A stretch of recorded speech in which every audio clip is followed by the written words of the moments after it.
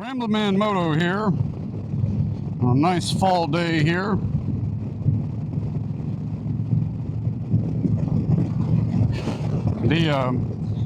I made a comment in a previous video that I needed to get a handlebar set up on the Super Chief, and I now have that.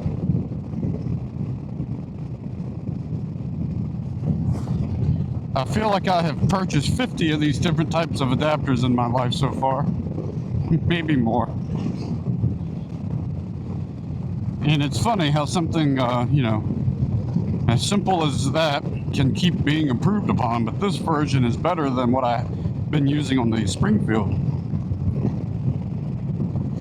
On the Springfield, I have a GoPro version that I have, and you're basically locked into 3 different positions. Whereas this has a rotating head, 360, up, down.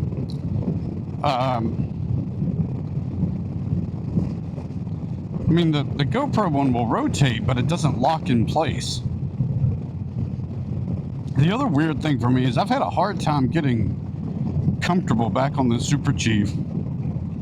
And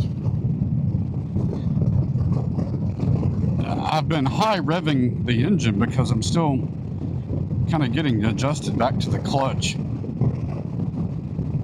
and the friction zone. So I've been high revving it at like stoplights, starting from a stop. Now also, I bought 2 handlebar mounts from DJI at the same time. This is called their DJI Mini one, M-I-N-I.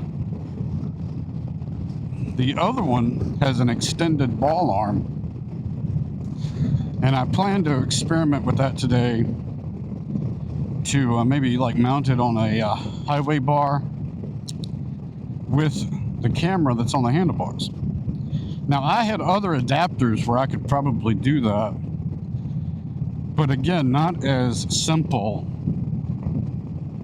You would think these things are all alike, but they're really not. They've got subtle differences between them.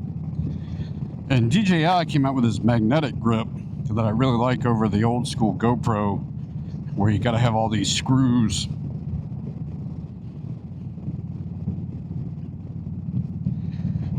Let's see, right here. Right there is a dangerous intersection. You never know who might come out, or they're looking at each other, not realizing somebody's waiting on me to come through. I've been at that intersection, and it can be, when you're in a car turning, it can be dangerous. So I believe I have finally agreed upon some pricing and terms for a used Corbin for the Springfield. And being optimistic, I've already ordered a Springfield luggage rack to take advantage of the sale they were having during October. Maybe it's still going on in November, but they never put an end date. At least I couldn't find when it ended. And actually, I found one end date, and we had already passed it.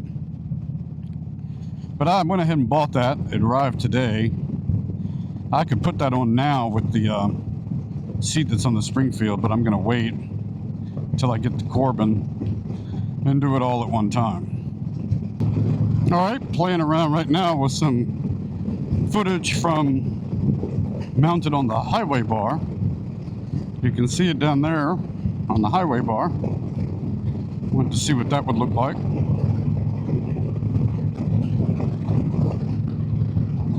And how steady it is with all the bumps and everything.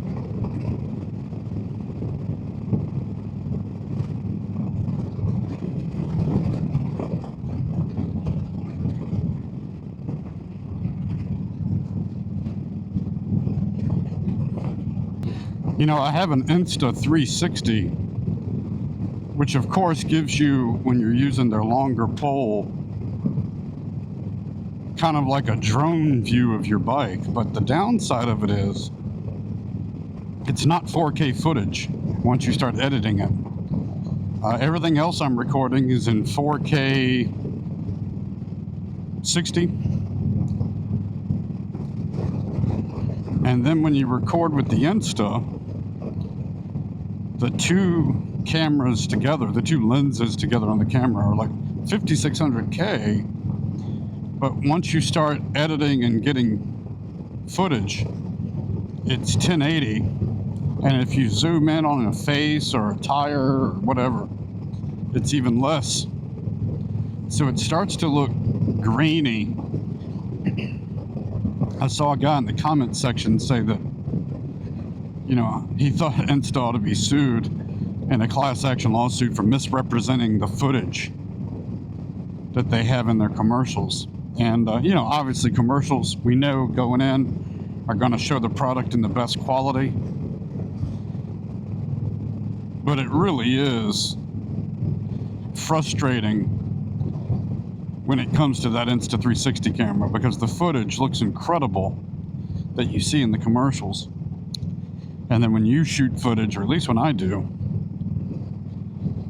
it's grainy, and it doesn't look like the same quality as what you're otherwise shooting. So my idea is maybe to use one of these DJI cameras for some, you know, what we'll call B-roll footage.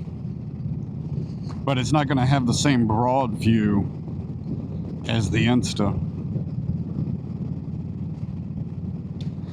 I have that Insta with me when I'm traveling on the Springfield all the time, and I find myself like, why bother? It's the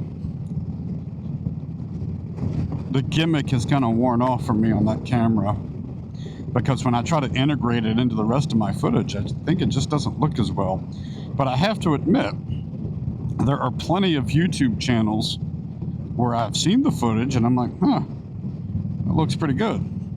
And I was on, I think, a Reddit forum where a guy was saying the same thing. He was like, you know, I just don't understand.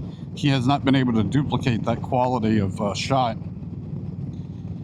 on his own bike, and I'm in that camp as well. All right, I think I'm gonna try to move it around again. All right, trying a little different shot. I'm on the same highway bar I had it mounted on for the previous shot, but I turned it around to give a little look at the forward wheel. Now on the Springfield, there's front and rear highway bars, so there's more to attach it to. Here we just have the left and right on the front. At least looking down at it, I don't see a lot of shaking and vibrating. It seems to be holding really well.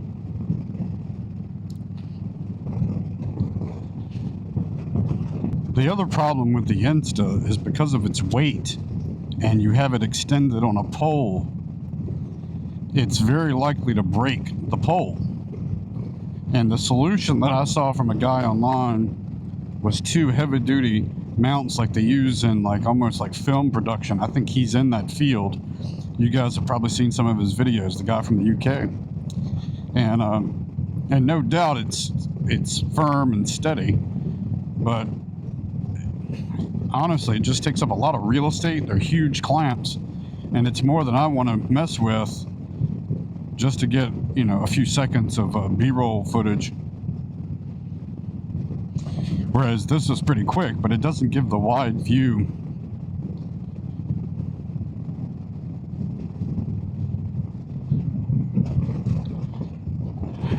You know, you would think you're pulling out in a 45 zone, and rather than doing it in a yawning-like fashion, you think you'd get up the road.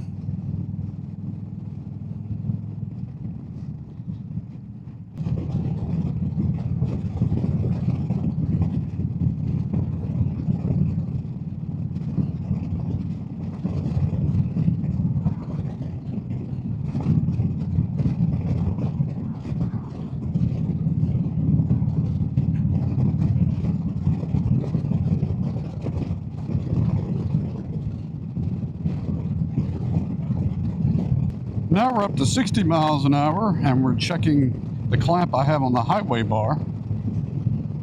See how that footage is looking.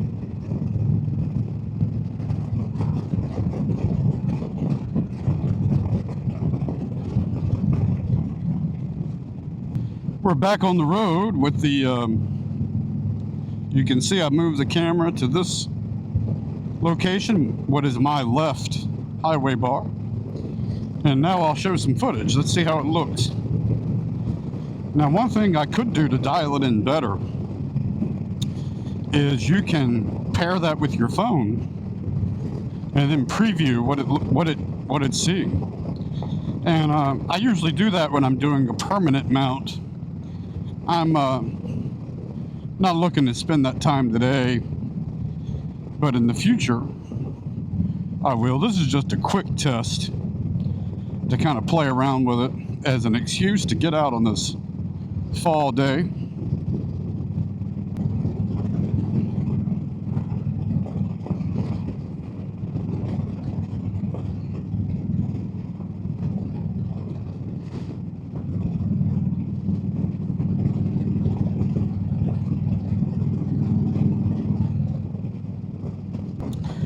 Because I'm not out long today, I was just kind of riding around doing some tests on the equipment.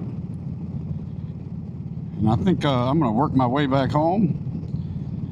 Maybe enjoy a little range time outside today. And otherwise just hang outside a little bit. I'll see you on the road.